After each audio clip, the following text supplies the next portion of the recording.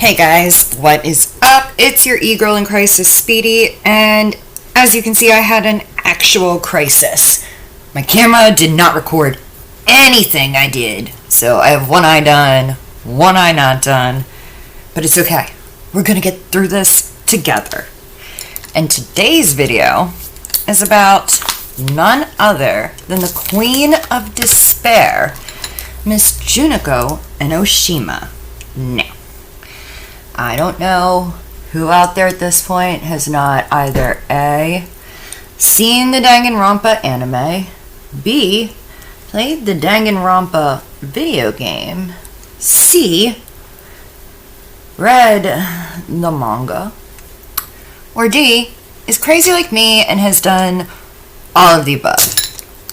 I picked Junko because she's a villain without a reason for being a villain.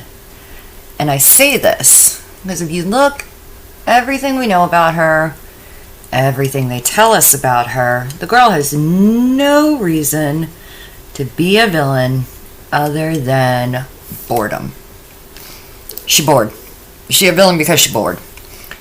She is considered to be the ultimate fashionista, the ultimate despair. But I also feel like she's kind of misrepresented in that area. I think she's more than the ultimate fashionista. I think she has a super analytical mind, and she always kind of figures out the outcome of things before it happens. So I think she's bored. I do. I think Junko got bored with the world and got bored with always knowing how things were going to play out. I think to her, becoming the villain, causing despair, chaos, anarchy, was honestly her way of being like, you know what? I'm sick and tired of always knowing what's going to happen, how it's going to happen, how it's all going to play out. I want chaos. I want carnage. I want it all. Or maybe Junko had everything she ever wanted in her life handed to her. Because, I say this and there is, don't come at me, there is a reason behind me saying this. We are told multiple times that Junko and her sister were pretty much given everything they wanted throughout their lives. They are from a very well-off family. I feel like these girls were probably never told no. They wanted it. Their parents were just like, yeah, sure. Here, you want a pony? Have 12. So, they never really had to, worry about being told no. I feel like they probably were the kids that if they did something wrong, their parents were like, oh no, not our children. You have the wrong kids. So you have Junko, who's this ultimate fashionista character. People are going to do what she wants now anyway. They want her attention. They want her specific approval. So, she's getting even more of that. As where her sister, now they're twins, I believe is what it stated. I don't really know because I really didn't pay too much attention to her sister because her sister's kind of a supporting character at best. She's really more or less just Junko's punching bag, if you want the truth. Like, she's just there for Junko to abuse. She's supposed to be the other ultimate despair. But what we learn about the sister is she's also the ultimate soldier, which leads to the question of, if she's the ultimate soldier and Junko's the ultimate fashionista, wouldn't you think the roles should be reversed? I would initially have assumed that Junko would be the dumb one. No offense. Don't at me about it. But, I would have thought she was the one that wouldn't be that bright. That it would be her sister, who's the ultimate soldier, who's been a mercenary, kind of calling the shots and being in charge of the situation, not the other way around. Which again goes back to, I think Junko is more of an ultimate analytical mind than anything else. She's also a master manipulator. She has this ability to get people to do whatever the hell she wants. Which again goes back to, I think the girl's bored. You know, she doesn't have, most villains have like some sort of tragic, story. It doesn't matter. Comic books, movies, video games, whatever. Manga. A villain has a reason. Something happened to cause them to be a villain. As where with Junko, nothing happened. She literally just is a villain. And I really do believe that has to go with her intelligence level. That has to do with the girl's bored. And she was never, ever told, no, you can't do this. You can't have that. Put that down. I'm going to beat you with my shoe.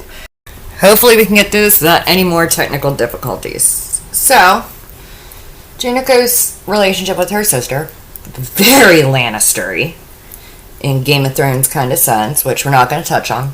We already touched on weird sibling relationships with Scarlet Witch, so we're going to move away from that. But, just saying, you would assume her sister would actually be the boss, the one in charge, more of the domineering one, and she's not. So I don't know how she gets counted as an ultimate despair when she's an ultimate kicking stool. Like, she is super submissive. Whatever Junko wants her to do, she does, no hesitation, no question, just does it. So, I mean, and maybe that has to do with her being the ultimate soldier. Either way, I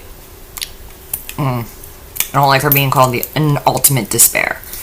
Unless she counts as a despair, because she is so submissive and so willing to do whatever to please her sister. Like, and it kind of shows that Junko's the smarter one when Junko does kill her. Like, the girl looks genuinely surprised. So, I mean, and Junko then states, what's more despair-inducing than killing your own sister when she's not expecting it? Like, alright, Junko, calm down. We get that you're trying to feel something, get a reaction, anything of the sort, but, you know, that's taking it a little far, girl. Calm down.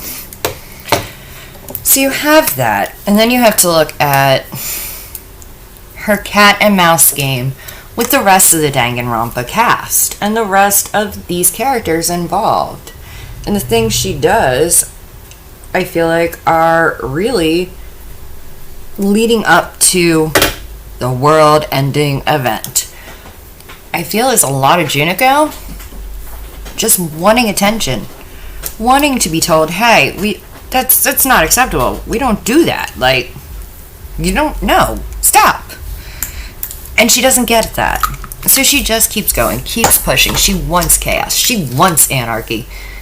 I think she, like, again, I don't know how I feel about her being considered a villain instead of being considered, I mean, to me, she's just more of someone who became a villain out of boredom, out of people just giving her way all the time.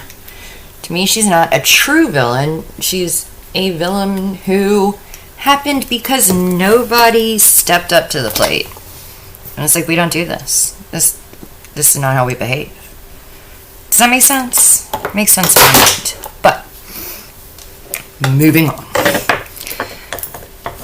It becomes pretty clear to me that she's really kind of acting out and wanting someone to tell her no when all's revealed.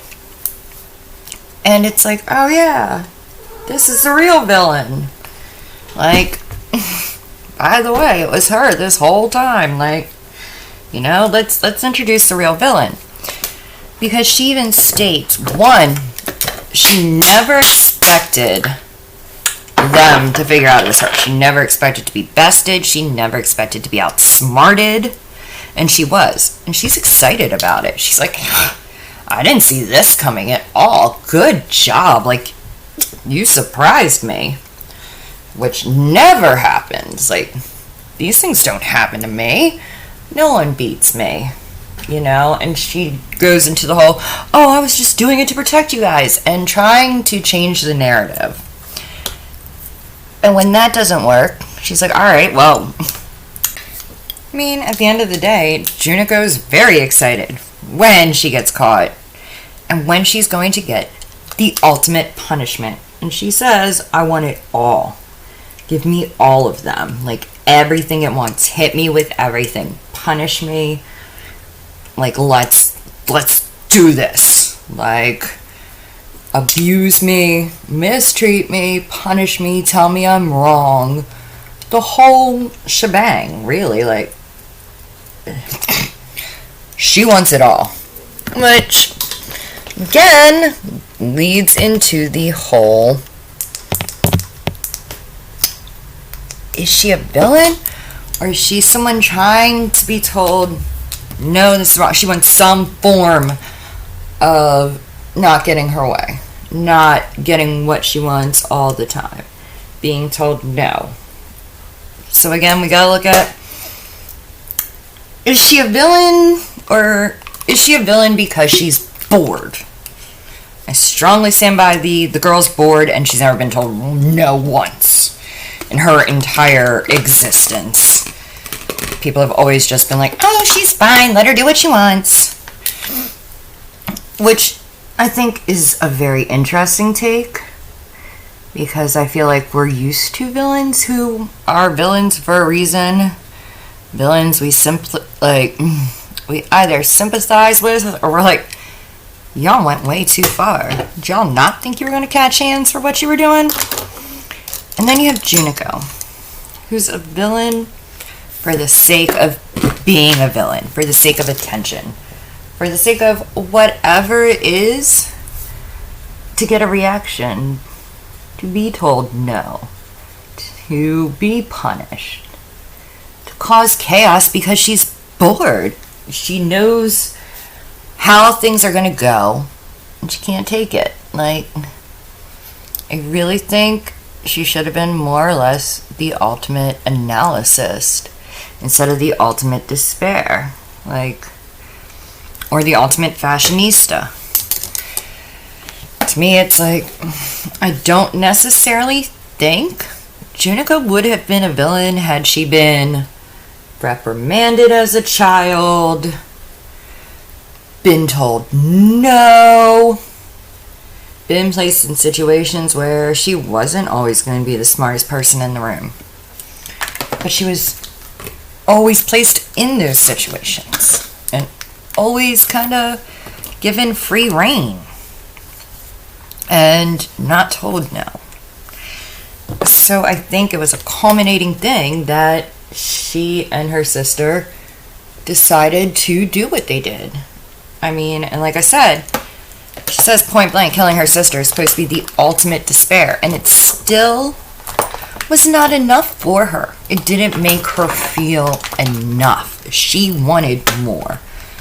Which is why by the end of it, she was like, alright, figure out who I am.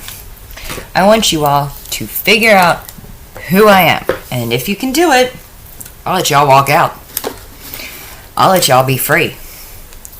And she was excited about it. She was excited for her game of cat and mouse and who was going to actually win.